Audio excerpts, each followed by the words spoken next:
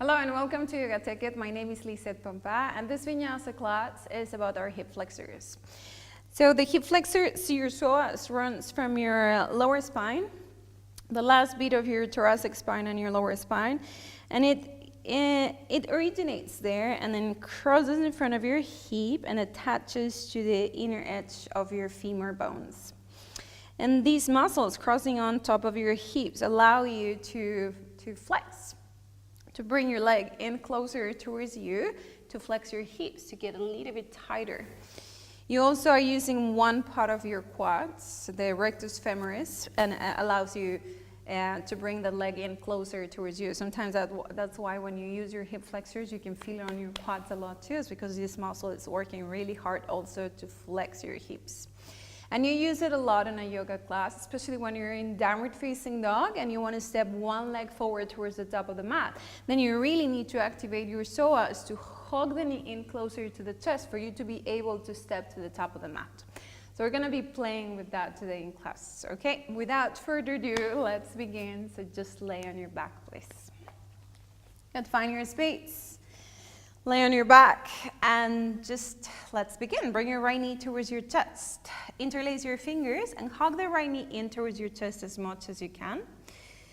Point your toes and hug the knee in. See where you can go with this passive stretch as you bring the knee in close to the chest as much as possible. Point your left toes forward towards the top of the mat and then just from there lift that left heel off the floor. So it's hovering from the floor a little bit. Tuck your tailbone in a little bit so you feel kind of the whole spine reaching on your mat, touching the mat. And then from there, lift the head and the shoulders off the floor. Try to see if you can get your knee to your nose, somewhere there. You can stay there, or just to activate a little bit more, stretch the arms forward towards your left foot and hold it there. Stay there for 5. Hug the right knee in closer to the chest. Stay there 4. A little bit tighter, reach through the left foot. 3. 2, 1, and release completely. Do whatever makes you feel good. And we go for the left side. So stretch your right leg down on the floor and hug your left knee in towards your chest. Hug it in, interlace your fingers.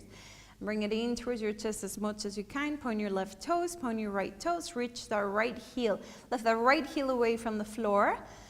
Lift the head on the shoulders off the floor, knee to nose. You can stay there, or you release that left knee. Stretch the arms forward towards the right foot, and we stay there for 5.